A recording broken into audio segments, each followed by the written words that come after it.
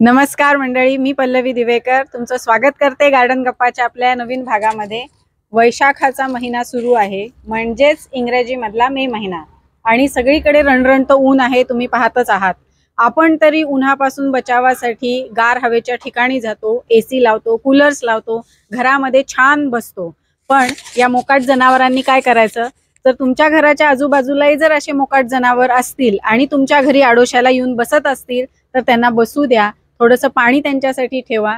आणि ज्यांच्याकडे 4 व्हीलर्स आहे, कृपया त्यांनी लक्ष द्या की तुमच्या गाडीच्या खाली आडोशाला असे जनावर आता खूप जाऊन झोपत असतील उन्हाच्या बचावासाठी, तर 4 व्हीलर काढताना जरूर आधी खाली वाकून पहा की कोणतं जनावर त्यात नाही ना। याच विचारांचं गार्डन गप्पाचा एपिसोड सुरू करूया। दाखवते कुणाच्या गार्डनला भेट देते। तर मंडळी, आज माझ्या बरोबर हा एपिसोड को कंडक्ट करणारे भेटा प्रीतीताई पाटील यांना। प्रीती, खूप खूप स्वागत आहे तुझं गार्डन गप्पामध्ये। धन्यवाद। बऱ्याच दिवसानंतर येऊन काय वाटतंय, काय विचार? छान वाटत आहे। परत फ्रेश का? फ्रेश प्रश्न वगैरे आठवतात? चला तर मग गार्डन गप्पाला सुरुवात करूया।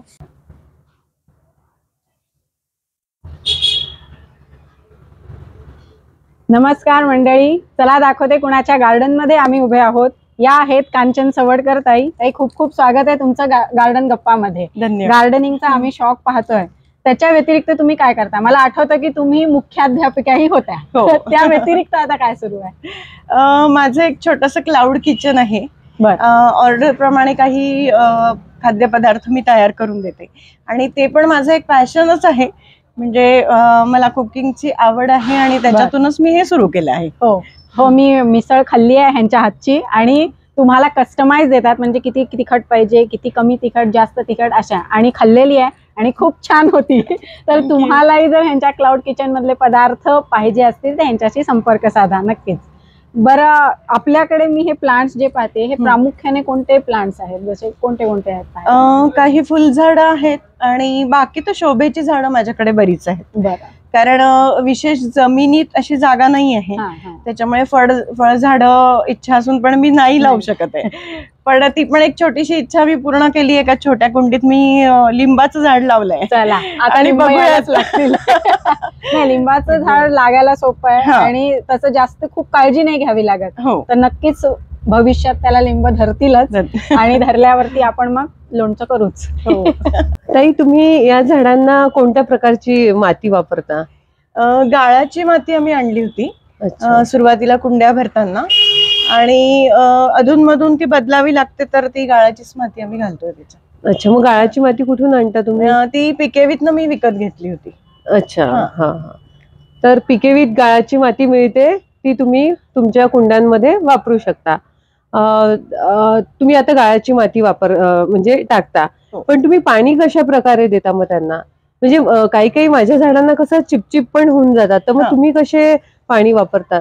गाळाची माती आणल्यावर त्याच्यात शेणखत आम्ही मिक्स करतो, थोडंसं कोकोपीट पण मिक्स करतो। अच्छा, म्हणजे ती थोडीशी हलकी फुलकी असते। उन्हाळ्यात तर रोज पाणी द्यायला लागतं, हिवाळ्यात आठवड्यातनं 2-3 वेळा दिलं तरी चालेल। तर ताई, मला सांगा, आपण आपल्या ह्या बागेची वेगवेगळ्या ऋतूंमध्ये कशी देखभाल करता?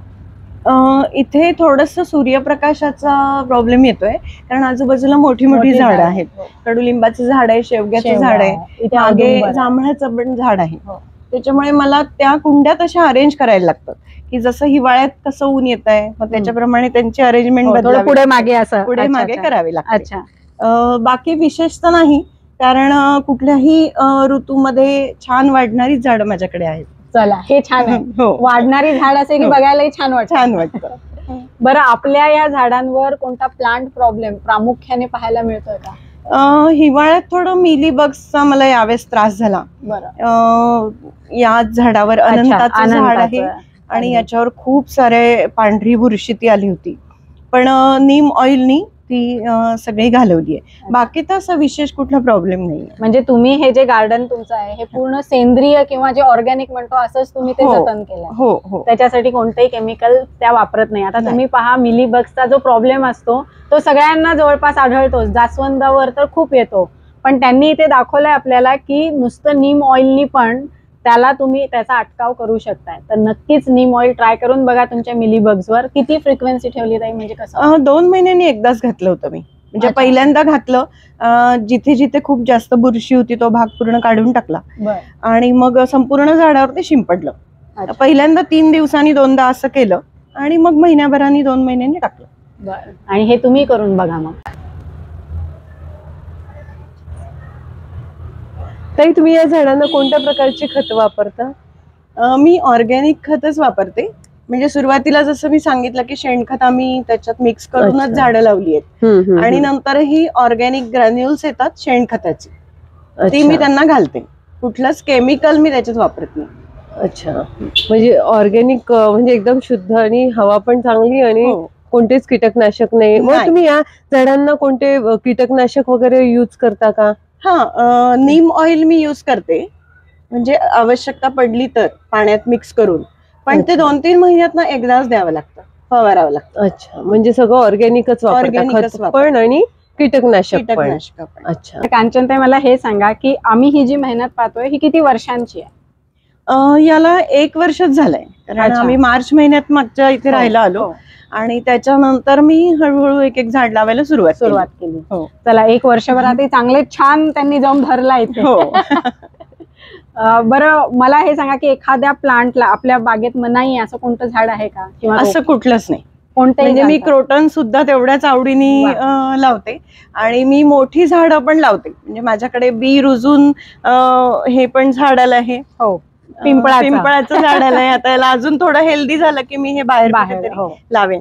त्याच्याचप्रमाणे तिकडे हो, बदामाचं पण झाड आलंय. हो, म्हणजे तुमच्या बागेत कशालाच मनाई नाही, कशालाच नाही. म्हणजे तुम्ही भेदभाव करत नाही. चला, भेदभाव तुम्ही करू नका, माणसांमध्ये पण नाही आणि झाडांमध्ये देखील नाही.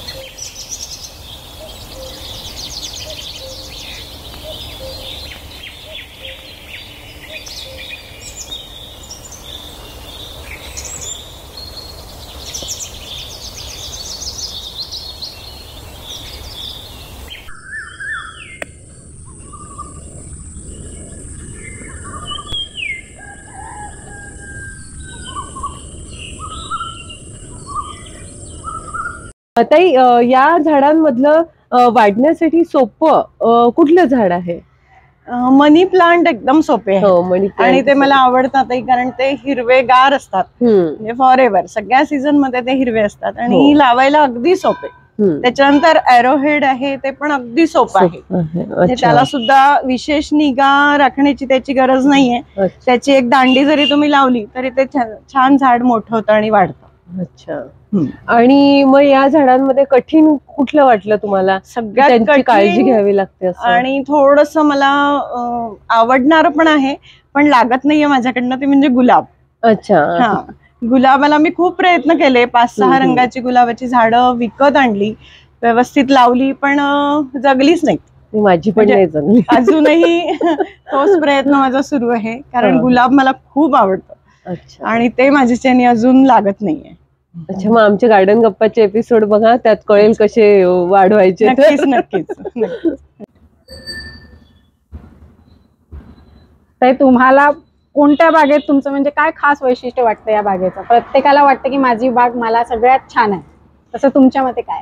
आताच सांगितलं त्याप्रमाणे तर सगळ्या झाडांना वेलकम आहे, की मी कुठल्याही झाडांना नाही म्हणत नाही. आणि दुसरं म्हणजे ग्रीनरी आहे.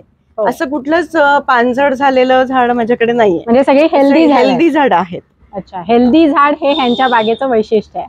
बरं, आणि समजा असे जर बाग तयार करायची म्हटलं एखाद्याने, तर सुरुवात कुठून करावी, काय सल्ला द्याल? म्हणजे जमीन नसेल, जमिनीत लावायचं नसेल तर आधी तर तुम्हाला कुंड्या तयार करायला लागतील. त्या कुंड्याला पाण्याचा निचरा होण्यासाठी खालून व्यवस्थित आउटलेट लागतं.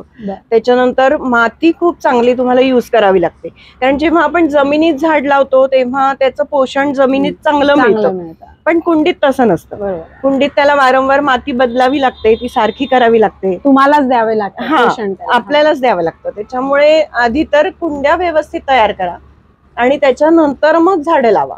झाडं विकत आणताना किंवा कुठून आणताना ती आधीच हेल्दी आणा, म्हणजे ती लवकर हेल्दी झाड. त्याला व्यवस्थित पानं हवी, फांद्या हव्या, त्याच्यानंतर कुठलं त्याच्यावर कीड नको, पानांवर पण कुठली कीड नको, असं थोडंसं बघून आणि थोडंसं मोठं आणायचं. त्याच्यामुळे ते पटकन रुजतात आणि छान वाढतात. मग चला, ह्या सगळ्या टिप्स लक्षात ठेवा आणि तुम्ही ही गार्डन सुरुवात करा करायला. आता मे आहेच आहे, जून जुलै मध्ये पाऊस येणार आहे. मस्त गार्डन फुलवा आणि आम्हाला बोलवा, आम्ही येतोच गार्डन गप्पा कव्हर करायला. तुमचा अमूल्य वेळ दिल्याबद्दल मी गार्डन गप्पा तर्फे तुमचे आभार मानते. धन्यवाद. मी पण गार्डन गप्पाचे खूप खूप आभार मानते, कारण तुम्ही हे खूप छान काम करता आहे. जागा असो नसो आपल्या घरात, पण थोडं छोटं एक जरी झाड कोणी लावताय त्याचे तुम्ही कौतुक करताय, त्याच्यासाठी तुमचे पण खूप खूप धन्यवाद. धन्यवाद.